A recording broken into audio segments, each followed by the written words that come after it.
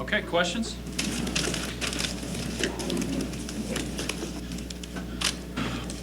Scott, you guys have had all kinds of big plays on your touchdown drive. Just doing some research on that, it seems like each time you score, even field goals or touchdowns, you got a pretty explosive play in the drive, 30, 40 yards. How is that at all a concern if you get too reliant on that, or is that just the nature of how you get things done? I think we might be looking into stuff a little too much if we're worrying about having big plays. We want those to happen. Looking back on Saturday's film, what impressed you most offensively about what you guys did? I think we can still play a lot better on offense. We left some points on the table. We left some plays on the table. I think we were more efficient, but we still lacked a little bit of execution more often than I would have liked to. So we got better again, but there's still a lot of room for improvement. Any different looks this week on your offensive line, just with questions around Brendan, or do you just go with Brock as your left tackle right now? We're not going to really comment on Jaime, but we have a depth chart, and the next guy up will be the next guy up. How does your practice style, the speed with which you guys practice, and the number of reps that your backups get, maybe help when somebody might go down or you might have to play a backup? Yeah, repetition is the key to execution, and we did it a long time ago at Nebraska with 4 groups going at once. We have 2 groups going all the time at a really high pace, get a lot of reps for everybody. That helps. Certainly there's no substitute for live game reps and actually being out there doing it.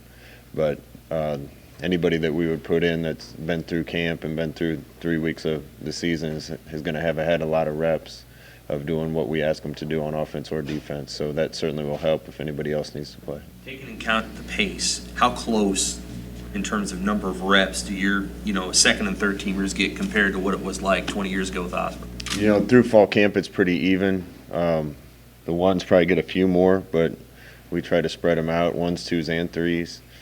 During the season, it's about 60% for the 1s and 40 for the 2s. Kick off the Big Ten season this week. Just what does this new season mean? Well, I'm excited to get into Big Ten play. We got a big test on the road this week. Watching Illinois on tape, more on defense so far. They've improved a bunch from last year defensively. I think some of the schematic things they're doing are different. They look bigger and faster to me. You can tell they're older and more experienced than they were a year ago. I'm looking forward to going on the road, and we've been close on the road a few times since I've been here and haven't finished one. So if we get that opportunity Saturday, I want our Sarah guys see it through to the end. Is that simple in terms of what's been the difference at home and against on the road, or is there something else that needs to happen to get over the hump on the road? No. 2 games in particular, we had every chance to win and we didn't. But we had a lot of talk amongst the team about that last week, and the guys found a way to finish the game when they needed to. So we just need to do the same thing on the road. It's kind of a challenge going on the road. It's even more of a challenge when you're playing a night game, have to sit around the hotel all day. Sounds like we're going to have 3 night games in a row, so we're going to have to adapt and play well in those games starting this week. How important was that evening kickoff for Ohio State, particularly on the recruiting front, to be able to get guys? I don't like night games. I'm ready to get it going in the morning and have some time at home after the game and be rested on Sunday. I do like night games from the standpoint that our fans are unbelievable, and it seems to even be better at night. So we'll play when they tell us we're going to play, and I'll get sleep later. Scott, what stood out about Tony Tuioti since you hired him and the job he's done with the defensive line? Basically what you expected when you brought him in here? Yeah, we interviewed a lot of guys, and from a fit with our coaching staff standpoint, he was the best of anybody we hired, and I think from a technique and fundamental standpoint with the defensive line, he was the best of anybody that we interviewed. So he hasn't disappointed at all. I think he's made that group better, and really a lot of guys better from the top to the bottom of the roster and guys that are playing. We have a lot of guys on the D-line that are contributing right now, and every one of those guys has improved since Tony got here.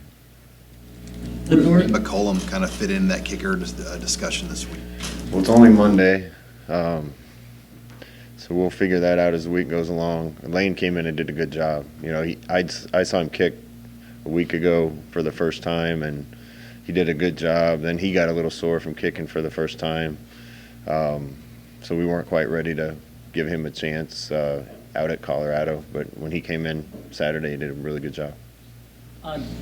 after the game, the Northern Illinois coach talked about Darian, how much big a presence he is up front and how tough it was to run against him. How big an impact has he made up front for this defense?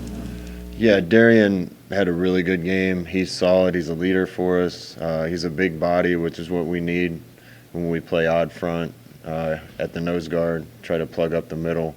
All those guys up front are playing pretty well, but Darian was a big addition for us, and he was the D-line player of the week for us last week. Had a really solid game.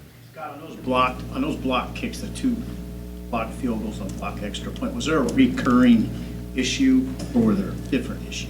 Kind of different issues. So one came kind of over our left side, and one came from the edge.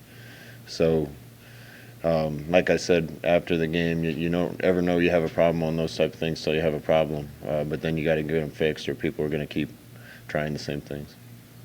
Darian and Moberry both are pretty brash guys. You know, say what they think. Is that something that you encourage or at all address with them about setting a tone and a mentality for the black shirts? We try not to tell our guys what to say too much. We try to teach them the right things and the right ways to do things and the right things to say, and then they're going to do what they need to do and want to do. You know, I prefer we didn't say much and nothing leaves this building. I want them to get our guys excited and ready to play, but not talk too much outside of the locker room and the meeting room. Those guys are just both fiery guys and fiery competitors, and they want to win as bad as anyone. Our defenses got honed in more on Adrian in the run game. Are you seeing that, or are you seeing any sort of different approach by defenses against him in that area? Yeah, you know, I'm sure defenses have to account for that. You know, we've tried to design some runs for him since he got to Nebraska in a year and a half, and I'm sure people need to account for that. You know, we've played 3 defenses where so far this year where we didn't get what we were expecting in any one of the games, which is unique. I've never had that happen before, but I said this before, South Alabama was mostly even, came in and played us mostly odd. Colorado was 50-50 and played us different than what we'd seen on tape, and then last week we got something that we didn't practice for at all. I don't think Illinois is going to be that way. They might surprise me too. They're good at what they do. They know what to do. They know their assignments and what they do, and I expect that we'll get what we've seen on tape for the most part. That might help us be able to scheme things a little bit. How does the versatility of JoJo Doman help you guys out, both against the run and the pass? Yeah, JoJo's unique. You know, big and physical enough to play the run for us on the edge, but athletic enough to actually cover and even cover man-to-man when we need him to. He had a good game Saturday. You know, he had some injury issues in fall camp and was just kind of getting back in shape. So I think we're just scratching the surface of what he can accomplish this year. The way that he's made a couple of those tackles, sweeping the way he did, is that something you teach, or is that something he's just naturally good at doing? Yeah, Coach Chins and the boys teach every angle of tackle, every way to tackle. Some guys are better at it than others. Some guys have a knack for it, and some have to learn. But JoJo's a guy that has a knack for it. So we're going to teach every way that he might have to approach a tackle, but he's a guy that does it pretty naturally. You guys, are you able to self-scout at all during the season, or in terms of tendencies and stuff? Is that something that's more of an off-season project as an offensive staff? We do some during season, quite a bit on the bye week of self-scout. We got 2 bye weeks this year, so I'm sure we'll take a hard look on the bye weeks to make sure we're not giving up any tendencies, and then most of that's done in the off-season. As far as the progress from game 1 to game 3, what have you seen, and what areas maybe impress you the most in terms of progress? I thought the defense took a big step forward Saturday, playing 4 quarters. That was a big step. We needed that to happen. Thought the offense executed better. Thought we played at a better pace within plays and between plays. Those things still need to improve. Offensively, we need to execute at a little higher rate, play a little faster yet. But we took a big step Saturday, and if we build off that, we're going to be in good shape. I know you don't like to talk about injuries, but how do you feel about your safety situation in general with Deontay out and whatever you can say about Cam, I guess? Well, losing Deontay was big for us. He had an unbelievable camp. I was excited to watch him play this year. He didn't get much of a chance to do anything this year before he went down. It's a testament to Fish and to all those guys in that room, how many guys are playing well right now. The starters are playing well. The guys that are backing up Deontay are playing well. We have a couple walk-ons that are helping us. You're really starting to see the fruits of the walk-on program that Nebraskans love, that I love so much, with guys like Soley and Stallbird playing so well. We got some pretty good depth there. There's a lot of positions, though, where we can't afford to lose too many guys. How do you manage the plan with your true freshmen? With the exception of Wandale, obviously playing the game, but as you go forward, is it how much strategy is involved in picking the games that those guys are going to play, when they're going to play, how you're going to use them? And with Premier getting in the fourth quarter, is that one of 4, or do you see him playing more than that? Like I've said before, I think some of them are wait and see.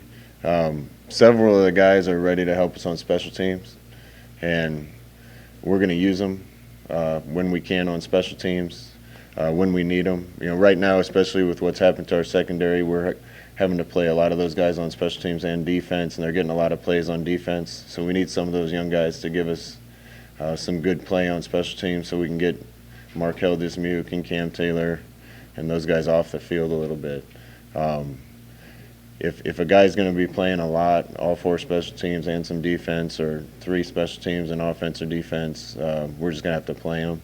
And there's a few guys that fall into that category. But we'll kind of make those decisions as we go along and use the guys that we need. We'll include them in those conversations too, and make sure they're good. But almost to a man, every one of them would say they want to play. With a guy like Noah Pull-Gates, can playing on special teams, can that help prepare him for playing on defense, or are those sort of 2 separate? They're the same and they're separate. We talk to guys all the time. When you get to the NFL, unless you're a superstar, you're going to be playing on special teams. So it's going to help you. Being out on the field and getting that live game experience helps you a lot, whether it's on special teams or offense or defense. So I think that's why I've said I think the 4-game rule is a great rule. I think it helps get guys' feet wet and help them improve, even if they only play 4 and we get a chance to save their year. What have you seen from Illinois, just when you kind of look at them in your second time going against Doug Smith? Like I said, I think they've changed quite a bit. Primarily last year we saw cover 2 and man coverage. They're playing a little more quarters now and versions of quarters, mixing in some 3, mixing in some man, still playing a little bit of 2. They're doing a good job disrupting and rerouting receivers to keep guys from getting down the middle of the field. I think the D-line's playing well. There's a lot of movement up front. They're pretty physical at linebacker. They've definitely improved a bunch on defense. I'm impressed with them.